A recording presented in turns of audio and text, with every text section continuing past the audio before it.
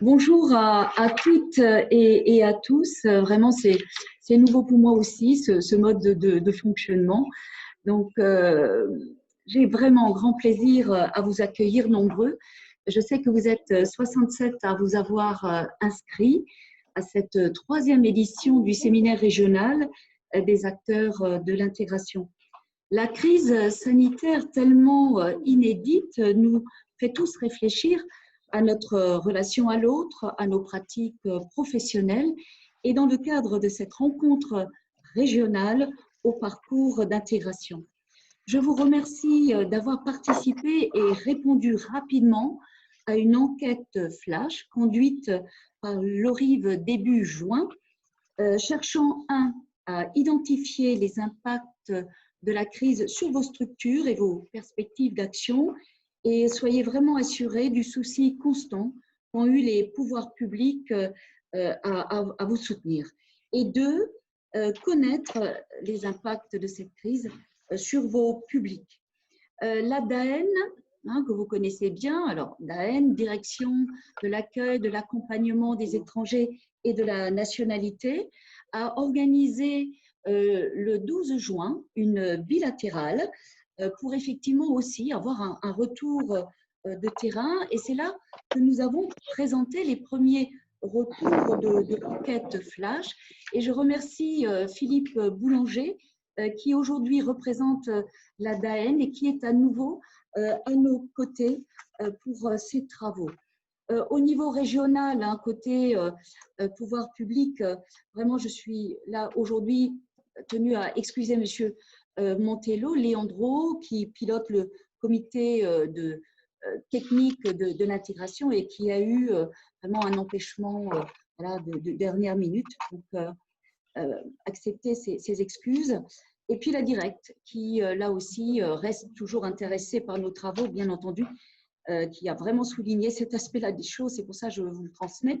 Je remercie le rectorat et l'ARS de leur présence. L'échelon départemental est également représenté ce matin, les directions départementales de la cohésion sociale et de la protection des populations. Nous les avons également réunis pendant cette période de confinement et de déconfinement progressif pour effectivement avec eux analyser les difficultés que vous êtes amenés à rencontrer. Sachez que nous sommes vraiment dans une perspective et dans une optique d'améliorer notre action en prenant toute la mesure de l'impact de cette crise. Nous savons tous que nous ne sommes pas à l'abri d'un rebond. Vous comme nous tous ici, là, voilà, suivons cette actualité.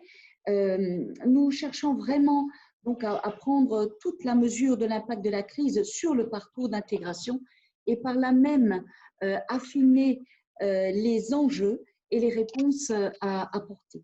Vraiment, je vous remercie par avance de vos contributions et vous souhaite une bonne matinée de travail.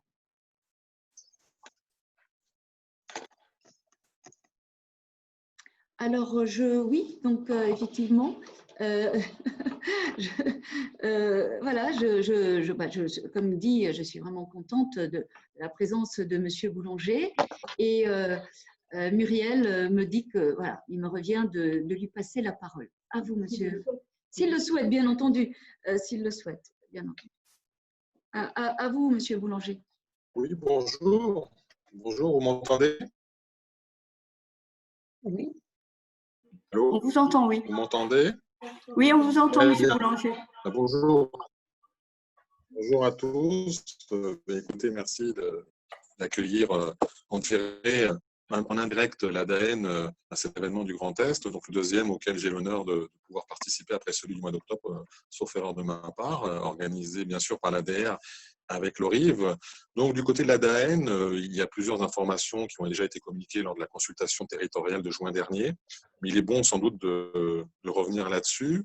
Alors d'abord, l'ADN est dans un processus de changement de nom qui va mettre au cœur de son nom, de ce nom institutionnel, l'intégration. Donc vous en serez informé dans très peu de temps, mais l'intégration va véritablement devenir le maître mot, encore plus qu'avant, de cette direction qui s'y consacre.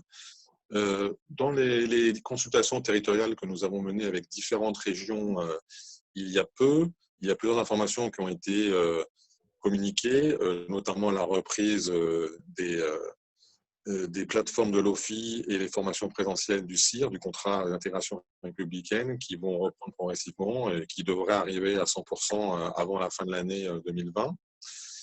Bien sûr, l'appel à projet national a été repoussé jusqu'au 29 mai. Nous sommes en cours d'instruction de plusieurs dossiers, donc ça n'est pas encore terminé. Plusieurs projets ont déjà été retenus, d'autres le seront certainement dans les prochains mois. Ce qui est important de dire aussi, c'est qu'il y a deux mesures phares qui sont à l'honneur. C'est bien sûr l'intégration des femmes, les primo-arrivantes, dans le cadre du CIR. Il s'agit bien sûr de leur faciliter l'emploi, l'accès à l'emploi et la validation et la reconnaissance des qualifications. Travail de longue haleine qui a été mené depuis plusieurs mois par les services de l'ADAN. Bien sûr, nous aurons un rendez-vous encore classique qui a été repoussé pour les raisons que nous savons en fin octobre avec un dialogue territorial et de gestion où il sera question de faire le point vraiment encore plus que ça n'a été fait récemment sur les actions menées dans le Grand Est en termes d'intégration des primo-arrivants, y compris les réfugiés. Nous savons que la période a été très compliquée pour tout le monde, notamment en Île-de-France et dans la région Grand Est, mais il nous paraît important, surtout en ce moment, de pouvoir faire le point afin de toujours mieux défendre les crédits qui sont réservés à l'intégration des étrangers. Et qui dit crédit protégé dit aussi une bonne évaluation à travers des indicateurs quantitatifs et qualitatifs pour que nous puissions avoir des arguments et bien sûr pouvoir les défendre auprès du Premier ministre et des parlementaires. Et le troisième point, j'en ai fini avec ça, c'est bien sûr, nous y revenons régulièrement, mais c'est important, c'est que l'intégration se joue à l'échelon local et que pour ça, il faut, comme ça a été mentionné dans les 2 dernières instructions, établir des relations avec les collectivités territoriales. C'est vrai que nous sortons d'une période d'élections municipales et que par définition, les municipalités sont souvent les premières concernées par l'intégration des primo-arrivants. Mais c'est vraiment un axe sur lequel l'ADAN croit vraiment. Et donc, nous souhaitons vraiment pouvoir appuyer le plus possible les territoires pour que les dispositifs de coopération avec les collectivités territoriales puissent être enclenchés dans les prochains mois sur des projets qui sont laissés libres aux acteurs de définir. C'est très souvent l'échelon municipal, un peu des packages qui associent la langue française, l'accès au droit, la préparation à l'emploi et aussi de plus en plus l'accès au numérique, puisque la période du Covid-19 a révélé qu'il y avait une véritable fracture numérique entre ceux qui y ont accès, qui savent s'en servir, et ceux qui ne savent pas trop s'en servir ou qui n'y ont pas du tout accès. Voilà, donc c'est tout ce que j'avais à dire et puis je reste bien sûr à votre disposition si vous avez des questions et je vous souhaite une très bonne matinée de travail. Merci. Merci beaucoup. Alors, j'ai juste un petit problème technique, c'est que je ne vois plus personne, donc ça va aller au bout d'un moment. Voilà. Donc, on va poursuivre. Alors, est-ce qu'il y avait peut-être, avant de continuer, est-ce qu'il y avait l'une ou l'autre question Je vous rappelle que n'hésitez pas d'utiliser le conversé pour pouvoir faire état de questions, donc en direction là plutôt de l'administration, que ce soit au niveau régional ou national. Donc, signifiez-vous dans le conversé. Sinon, ce que je vous propose, dans la suite de ce qu'on a prévu, je vais vous faire un petit temps avec quelques éléments de rappel sur les enjeux nouveaux des primo-arrivants de fin d'année dernière, puisqu'en fait, on a les données 2019 qui vont nous permettre de faire un petit zoom. Et puis, je ferai un petit point sur l'enquête auquel un nombre d'entre vous avez répondu. Et puis, on fera un petit temps d'échange avant de se mettre en format de travail en petit groupe. Donc, ça sera un vrai défi par visio, mais on va tester. Voilà. Pour tout le monde, ça va pour l'instant? Vous me faites un petit coucou. Ça, c'est un peu particulier. Merci. Merci à vous. C'est un peu particulier de parler à des écrans et pas vous voir. C'est un peu déstabilisant. Hein. Vivement qu'on se retrouve en physique parce que ça devient fatigant. Hein. Voilà. Muriel, excuse-moi, c'est Emeline de la DDCSPP. J'aurais une question à poser. Oui. J'aurais voulu savoir si les crédits dédiés au projet des collectivités sur l'intégration sont toujours mobilisables ou si c'est terminé. Alors, je réponds au nom de Madame Demp, hein, donc c'est pas moi qui réponds. Elle me dit ils sont toujours mobilisables.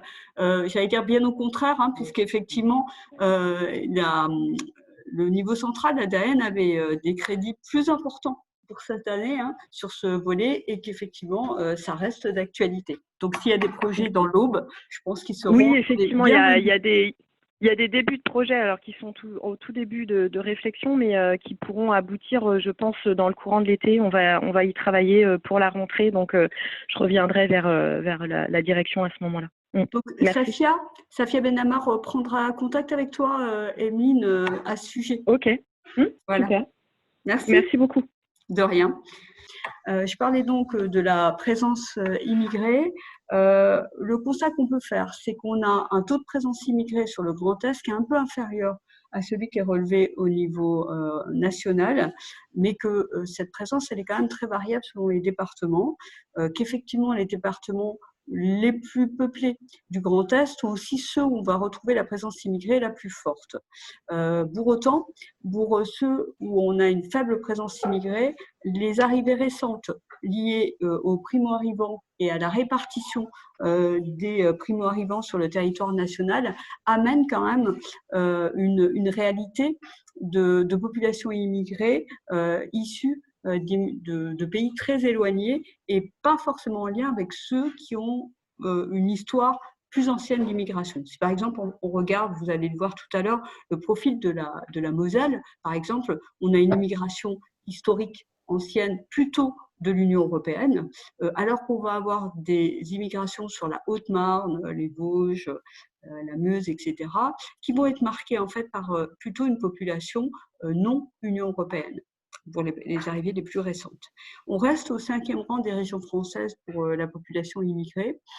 Et comme je le mentionne là, le taux de présence de population hors Union européenne est en augmentation.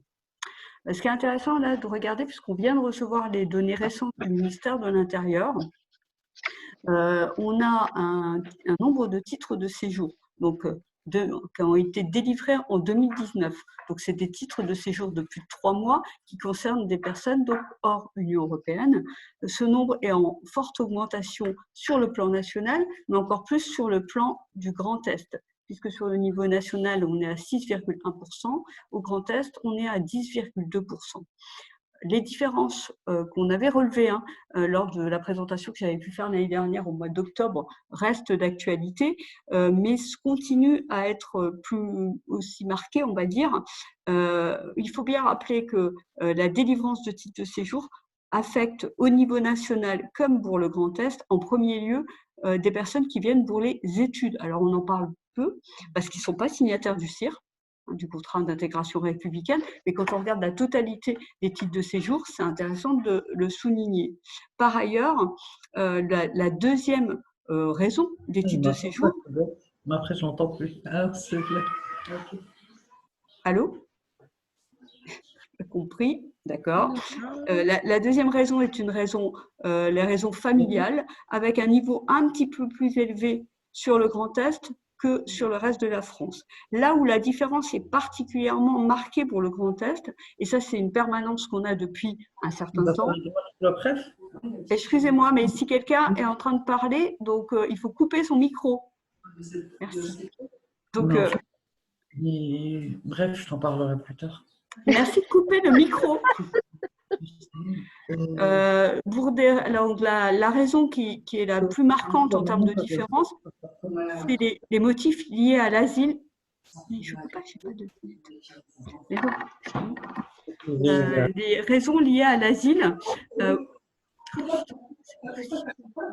travaille d'équipe, t'inquiète pas. Excusez-moi, vous pouvez couper vos micros, s'il vous plaît. On vous entend. grâce à toi qu'on a connu cette personne. Et je ne peux pas le couper en étant sur la visio en même temps. Voilà. Donc, les réseaux humanitaires sont à hauteur de 17% sur le Grand Est et de 13% au niveau français.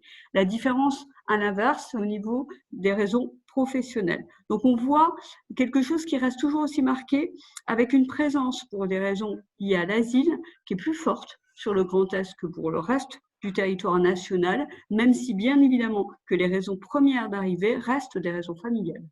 Alors, au niveau justement des signataires du CIR, du contrat d'intégration républicaine, nous avons là aussi un fort accroissement entre 2018 et 2019.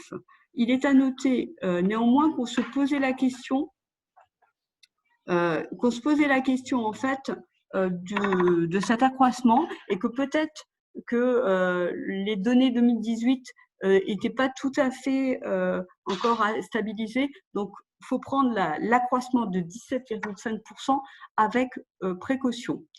Les répartitions entre les différents départements restent quand même toujours aussi différentes.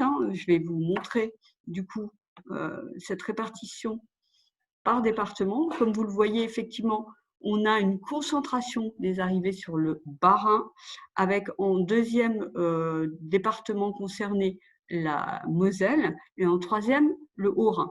Alors je sais que je vous le dis à chaque fois, mais ça ne fait rien, je le répète encore une fois, pour nous et en lien avec l'ADR, on s'intéresse à la fois aux gros chiffres, mais aussi aux petits départements, entre guillemets, parce que la réalité de la prise en compte des parcours d'intégration, en tout cas à l'échelle territoriale, est aussi importante, on va dire, à Strasbourg, qui est la ville qui accueille le plus de primo-arrivants, que dans une toute petite commune de la Meuse, des Vosges, etc.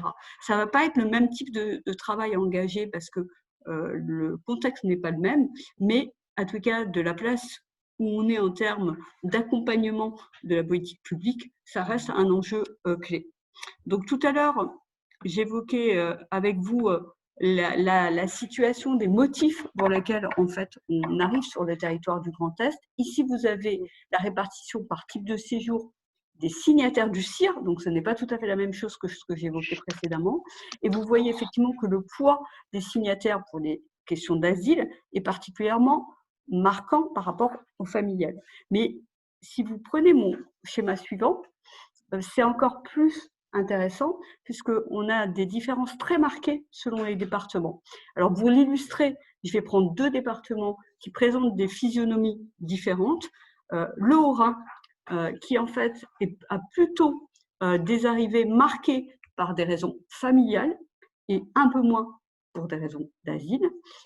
Inversement, pour la Haute-Marne, en fait, on va avoir plutôt une arrivée, alors certes moins nombreuse que sur le Haut-Rhin, mais qui vont être marquées par des réfugiés donc, et des personnes qui bénéficient de la protection subsidiaire, puisque quand on parle d'asile, c'est bien ces deux catégories principalement qu'on évoque, et moins sur les familles. Alors c'est important quand même dans tout ce qu'on va se dire après, parce que bien évidemment, les modalités de prise en compte, mais aussi les impacts de la crise ne sont pas tout à fait les mêmes, parce que les aspects psychologiques, l'environnement n'est pas le même quand on vient d'arriver pour des raisons en tant que réfugié, ou quand on arrive pour des raisons en fait plus globalement liées à la famille.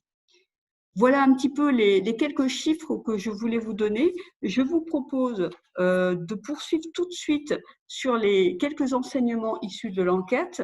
Je garde pour l'instant le PowerPoint encore en fond parce que ça permet que vous voyez les éléments clés. Je l'enlèverai ensuite pour qu'on puisse échanger. Bien évidemment, ce PowerPoint et les éléments plus globaux de résultats vous seront transmis par ailleurs. Donc, sur l'enseignement de l'enquête. Tout d'abord, je tenais particulièrement à vous remercier parce que dans un délai extrêmement court, puisque vous avez laissé une dizaine de jours, c'est en fait la moitié des bénéficiaires des actions au niveau du Grand Est donc, qui ont répondu en termes de structure. Donc, on a une enquête qui concerne 50% des structures, ce qui est quand même beaucoup, même si on pense, au vu des résultats, qu'on a une sous-représentation de ce qu'on peut appeler les petites associations, celles qui ont peu de salariés, parce que très certainement aussi, elles avaient peu d'accès à Internet et la possibilité de répondre aux questionnaires. Donc, c'est un point de vigilance. Donc, ce qu'on va être amené à dire sur les constats, n'hésitez pas tout à l'heure à le mettre en lien avec vos propres vécus pour qu'on réajuste, si nécessaire, l'analyse. L'objectif était double, c'était d'identifier les impacts de la crise à votre niveau en tant que structure, mais c'était aussi mieux connaître la manière dont les personnes, on va appeler les bénéficiaires de vos actions, ont été touchées par la crise. Et donc, ces données nous sont utiles au niveau local, mais sont aussi utiles dans l'échange entre la DRDJSCS et la DAN. Alors, quelques slides pour expliquer les grands éléments. Alors, quel impact de la crise sanitaire? Alors, quelle que soit la taille de la structure, et il n'y a pas d'élément déterminant dans ce cadre, finalement, l'impact est assez semblable. 75% des structures qui ont répondu considèrent que la crise a eu un impact très fort, voire fort. C'est quand même important. C'est à mettre en parallèle avec ce qu'on a pu voir dans d'autres politiques publiques, notamment dans le champ de la politique de la ville, certains d'entre vous étant d'ailleurs aussi bénéficiaires de subventions au titre du BOP qu'on appelle 147, la différence du BOP 104 pour l'intégration. Vous êtes 40% à n'avoir pas pu maintenir votre activité dans le champ de l'intégration et 60% vous l'avez maintenu partiellement. Ça veut dire qu'aucune structure n'a pu maintenir totalement son activité. Donc ça, c'est un point pour la réflexion qu'on a pu avoir avec la DRDJSCS qui est importante parce que ça amène un report des actions, une adaptation des actions. On y reviendra tout à l'heure dans les modalités de travail. Du coup, pour pouvoir maintenir ce lien, vous avez, comme plein de structures, eu recours aux appels téléphoniques, aux réseaux sociaux, etc. Et vous avez fait preuve d'inventivité pour faire face à la crise. Les actions qui ont été maintenues relèvent principalement du champ de la maîtrise de la langue française et de l'accompagnement social, l'accès au droit ou de l'apport psychologique. C'est-à-dire que les fonctions qui étaient plus transversales et qui pouvaient être de formation ou autre, pas strictement liées à la maîtrise de la langue, n'ont pas du tout été mis en place.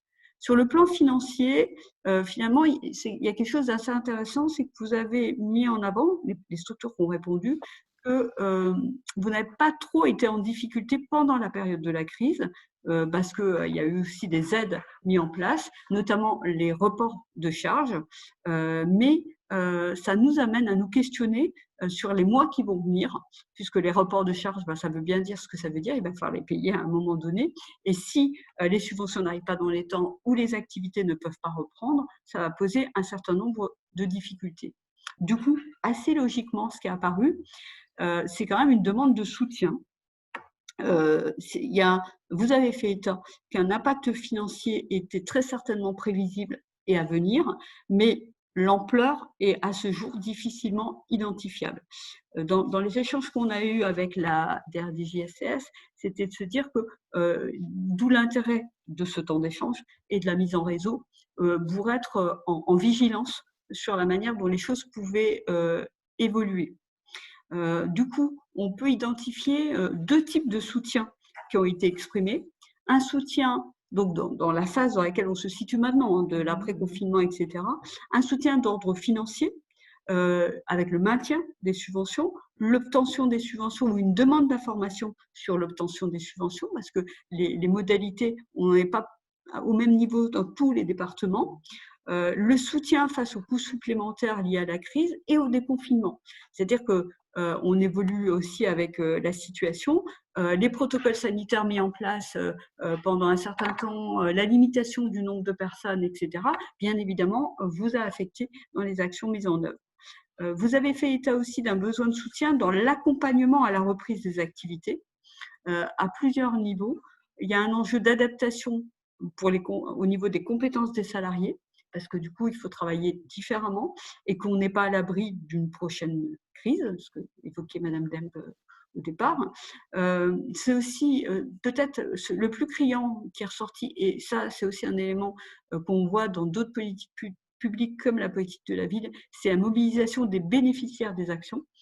Ça fait des mois qu'on dit aux gens ne sortez pas, ne bougez pas, ne rencontrez pas les autres. Et là, on leur dit allez-y, il faut reprendre les activités, etc. Mais gardez des limites et autres. C'est pas si facile que ça. Surtout, on va le voir quand on peut avoir des difficultés de compréhension ou de maîtrise de la langue. Et puis, c'est l'adaptation des actions. Du coup, il nous a semblé aussi important de rappeler que le lien que vous avez essayé de garder avec les bénéficiaires des actions a été quand même complexe à mettre en place. D'abord parce qu'on s'est tous retrouvés du jour au lendemain confinés, et donc il y a eu une adaptation nécessaire au fil de l'eau. 80% d'entre vous, de ceux qui ont répondu, ont indiqué avoir mis en place des actions pour maintenir ce lien. Pour autant, vous êtes qu'une structure sur deux, 50%, qui disent avoir pu finalement garder le lien. C'est-à-dire qu'il y a des structures qui ont proposé des actions qui n'ont pas eu d'écho dans le contexte. Voilà. Le plus souvent, donc je le disais précédemment, ce lien est passé par des contacts téléphoniques et par le biais des réseaux sociaux. Certains d'entre vous ont fait état que vous êtes déplacés auprès d'un certain nombre de bénéficiaires, et 12% d'entre vous ont maintenu des permanences. Alors, quand je regardais d'un peu plus près pour ceux qui ont maintenu les permanences, vous aviez fait état du fait que ça n'avait pas forcément eu beaucoup d'écho, parce qu'effectivement, il n'y avait pas eu, les personnes ne sont pas forcément venues en tant que telles. Quelques personnes ont eu de nouveaux bénéficiaires qui sont arrivés, qui ne sont pas leur public habituel. Et dans cette période de crise, finalement, les publics les plus vulnérables ont pu s'orienter. Et puis, dernier point sur ce volet, donc une reprise qui a été amorcée avec des actions, mais au moment où on a fait l'enquête, donc c'était il y a un mois, vous signifiez qu'effectivement, les reprises d'actions étaient commencées tout doucement. Alors, au niveau des difficultés rencontrées par les primo-arrivants pendant la crise, pour avoir été amené au niveau de l'ORIV à faire le même type de réflexion à l'échelle de la politique de la ville, on va retrouver des fragilités un peu du même type. Néanmoins, la question de l'absence ou la faible maîtrise de la langue ont été plus fortement, bien évidemment, impactantes pour les publics auprès desquels vous travaillez. Et donc, on peut identifier 5 grands types de difficultés. Des difficultés d'ordre économique qui, bien évidemment, quand le logement n'était pas complètement stabilisé, a pu être encore plus marquées. Des difficultés d'ordre relationnel, notamment liées au numérique, qui a amené pas mal d'entre vous à signifier ce point. La question scolaire, l'impossibilité d'assurer un suivi de la scolarité. Alors ça, c'est quand même partagé par un grand nombre de personnes, et en fragilité ou pas. Ça a été quand même un enjeu, on en parlait directement avec nos collègues. La question administrative, même si l'administration a quand même mis en place assez rapidement la possibilité d'évacuer la question du renouvellement des titres de séjour, et donc sécuriser ce volet-là, mais il y avait quand même un certain nombre des questions d'accès aux droits sociaux qui pouvaient se poser. Et la question peut-être un peu plus particulière pour les publics auprès desquels vous intervenez, c'est la dimension psychologique qui visiblement est plus souvent mise en avant en ce qui concerne les publics, on va dire, primo-arrivants au sens large. Ça vous a amené à faire état d'un certain nombre d'actions à envisager maintenant, dans la suite, dans l'après-crise. Alors, au niveau de vos structures professionnelles et de vos collègues, c'était l'enjeu de remobilisation des publics. Sur certains territoires, on en a pas mal parlé, il y a vraiment un enjeu clé dans ce domaine. La question, la gestion des différentes contraintes dans lesquelles on se trouve encore, et le fait qu'on hésite, je dis on parce que moi-même, en tant qu'association, on peut être confronté à cette question. La restructuration des actions, et peut-être aussi la question des partenariats à reconstruire. On a perdu quasiment 6 mois de l'année, et donc il y a une difficulté là à reprendre le fil. Au niveau des priorisations des actions, je vous avais proposé différentes actions possibles. Il y en a 3 qui ressortent de manière très forte. Pour vous, vous avez exprimé le fait qu'il faut très vite remettre en place la formation linguistique. C'est vraiment la première intention. Et on regrette qu'on ne puisse pas avoir avec nous aujourd'hui, puisqu'ils étaient pris par ailleurs, des représentants de l'OFI, parce qu'on voulait faire un point par rapport à l'offre qui avait été faite de leur côté, pour voir un petit peu ce qu'il en était. On ne manquera pas de vous transmettre ou de vous donner des éléments éventuellement par le biais d'un mail, dès qu'on aura les informations de l'OFI. Le deuxième enjeu que vous avez mis en avant, c'est la question de l'accès aux droits et enfin de l'accompagnement social. L'accompagnement vers l'emploi et l'appui psychologique ont été peu identifiés comme prioritaires. Je pense que dans ce que vous avez mis en avant, c'était vraiment les points premiers. Tout à l'heure, M. Boulanger indiquait l'importance de la question de l'emploi pour l'administration, bien évidemment. Hein. Mais c'est vrai que je pense que de la place où chacun est, il va effectivement pouvoir tirer aussi les leviers qui peuvent être les siens. En complément, vous avez indiqué le fait de travailler sur cette question de la fracture numérique. Alors, juste un point sur cet aspect, pour y avoir travaillé à l'ORIV à différents sujets, il est bien évident qu'il y a une fracture matérielle, c'est-à-dire que si les personnes n'ont pas accès à un ordinateur, une tablette, etc., ça pose un problème. Mais au-delà de ça, on sait très bien que la question n'est pas seulement matérielle, mais l'usage du numérique. Et même si on a l'habitude de dire que les jeunes sont plus compétents sur le numérique, on a vu que le numérique administratif, l'usage administratif ou professionnel d'un ordinateur, c'est pas tout à fait la même chose qu'un usage ludique. Donc, il y a certainement quelque chose à travailler, y compris pour nous en tant que professionnels. Vous avez exprimé la nécessité de poursuivre le travail de proximité, parce que finalement, d'autres formes de travail ont été mises en place. Et l'importance de répondre aux difficultés qui risquent de se poser au niveau des publics, notamment les plus vulnérables. Dernier point, la possibilité de la mise en commun des informations constitue un atout et pouvoir échanger. C'est la raison d'ailleurs pour laquelle nous avons souhaité, malgré les conditions un peu compliquées par Internet et par visio, de faire ce séminaire régional voilà, en attendant de pouvoir se retrouver physiquement. Voilà, je vous propose du coup d'arrêter la visio pour pouvoir… En tous les cas, voilà, l'objectif de ce mot de clôture, c'était de voir comment on va poursuivre notre travail en commun. L'idée, c'est vraiment de s'appuyer sur ce que vous avez pu voilà, déjà nous dire, là, ce qu'on a pu entendre. Et de s'appuyer aussi sur ce qu'on a déjà fait l'année dernière, et en particulier sur une thématique partagée qui concerne la valorisation des acquis de l'expérience. Et donc, on s'est dit que voilà, c'était bon de se voir et on est resté tout à fait optimiste en pensant à un séminaire en présentiel le 13 novembre prochain à la Maison des Sports à Tomblaine. Et c'est là où, effectivement, on aura la surprise des bonbons, des gâteaux et tout ce que vous aimez bien. Mais on ne va pas faire non plus une enquête flash sur ce sujet-là. Entendu.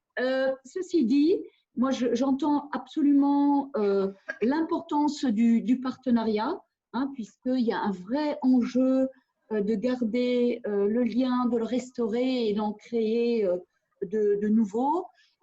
Vraiment, j'entends aussi la nécessité de la présence des services publics dans les quartiers, de s'appuyer sur les dynamiques citoyennes.